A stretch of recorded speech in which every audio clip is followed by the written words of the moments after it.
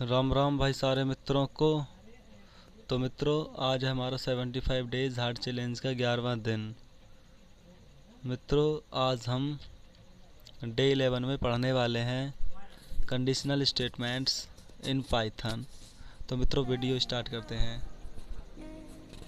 Conditional statements, ये हमारी main heading.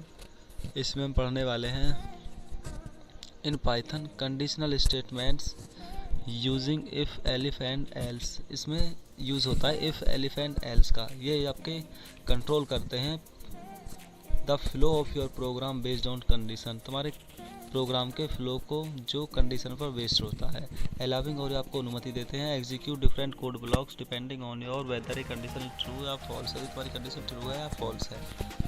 सबसे पहले जानेंगे इफ़ कंडीशन के बारे में। The if statement check a condition. If statement condition को चेक करता है।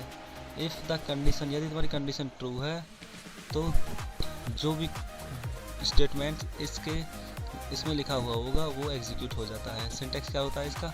इफ़ पैरेंथेसिस के अंदर कंडीशन, फिर सेमीकोलन, फिर यहाँ पर the code to execute if the condition is true. यदि तुम्हारी कंडीशन ट्रू है तो इसमें अंदर कोड लिखा होगा वो हमारा एग्जीक्यूट हो जाएगा।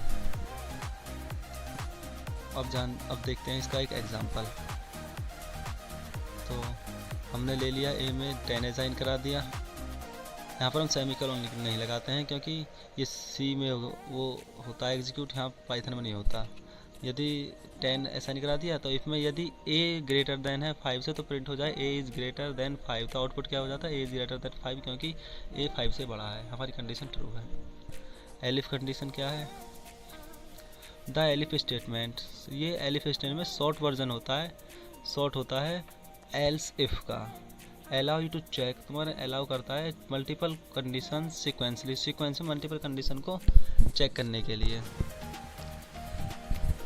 इफ़ द प्रीवियस इफ़ और एलिफ कंडीशन फॉल्स हैं तो द एलिफ कंडीशन इज़ एब्यूटेड, तो एलिफ कंडीशन एब्यूट कर जाती है। If an elif condition is true, यदि तुम्हारी एलिफ कंडीशन ट्रू है the corresponding code block execute, इसके बाद जो जितना भी कोड लिखा हुआ होगा वो स्किप हो जाता है। सिंटैक्स, अब जानते हैं इसका सिंटैक्स कैसे लिखा जाता है। इफ़ पैरेंथेसिस के अंदर condition 1 code to execute if condition is true, यदि तुम्हारी पहली कंडीशन ट्रू है तो इसका कोड रन कर जाएगा। एलिफ कंडीशन 2 से कॉलन ओनली, तो code to execute if the condition 1 is false the condition 2 is true. यहाँ पर यदि तुम्हारी पहली कंडीशन इसके अंदर जो लिखी हुई है फॉल्स हो जाती है और दूसरी कंडीशन ट्रू हो जाती है तो दूसरी कंडीशन ट्रू हो जाएगी। तो एलिफ का यूज़ हो गया। अब इस एलिफ का एक एग्जांपल देख लेते हैं। ईजी से ईजी एग्जांपल क्या हो सकता है इसका कि स्कोर में हमने 75 असाइन करा दिया और इफ़ कंडीशन लगा दी। यदि हमारी स्कोर बराबर है 90 के तो प्रिंट हो जाए ए। एलिफ स्कोर बराबर है 75 के तो प्रिंट क्या हो जाए? बी। आउटपुट क्या आ जाएगा यहाँ पर? वी, क्योंकि हमारा स्कोर किसके बराबर था पहले? 75 के।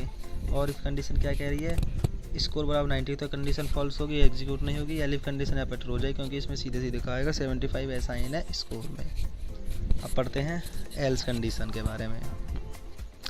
The else statement is use to execute a code when none of the preceding if और एलिफ कंडीशन आर ट्रू। जब पहले इससे पहले की इफ़ और एलिफ कंडीशन दोनों ट्रू नहीं होती वहाँ पर एल्स एग्जीक्यूट होता है। जैसे इंडेक्स क्या होता है इसका? इफ़ कंडीशन के अंदर का यदि कोड ट्रू है तो ये एग्जीक्यूट हो जाएगी। एलिफ कंडीशन के अंदर का कोड ट्रू है और इससे पहले इफ़ कंडीशन फॉल्स है तो एलिफ ट्रू हो जाएगी। नहीं तो इसके बाद इन दोनों ही फॉल्स हैं तो यहाँ पर इस कंडीशन में एल्स एग्जीक्यूट हो जाता है। इसका एग्जांपल देखते हैं। एज में है 17, इफ़ एज ग्रेटर देन और इक्वल्स टू 18, यदि तुम्हारी एज 18 के बराबर है और 18 से बड़ी है तो ऐसे में प्रिंट हो जाए एलिजिबल फॉर वोट, क्योंकि वो वोट देने के लिए योग्य हो। यदि ऐसा नहीं है तो प्रिंट क्या हो जाए? Not eligible for vote. Output में क्या आ जाएगा? आउटपुट में आ जाएगा नॉट एलिजिबल फॉर वोट, क्योंकि उसकी एज 70 है, 18 से कम है लेकिन 18 से बड़ी नहीं है, ना ही उसके इक्वल है, तो इसीलिए यहाँ पर प्रिंट होगा नॉट एलिजिबल फॉर वोट। तो राम राम भाई सारे मित्रों को। तो मित्रों, आज हमारी वीडियो थोड़ी लंबी हो गई, यहीं पर अपनी वीडियो ख़त्म करते हैं। तो मित्रों, अभी हमारा कंडीशनल स्टेटमेंट्स ख़त्म नहीं हुआ है, इसका आगे भी कुछ एडवांस हैं, उसको हम आपको कल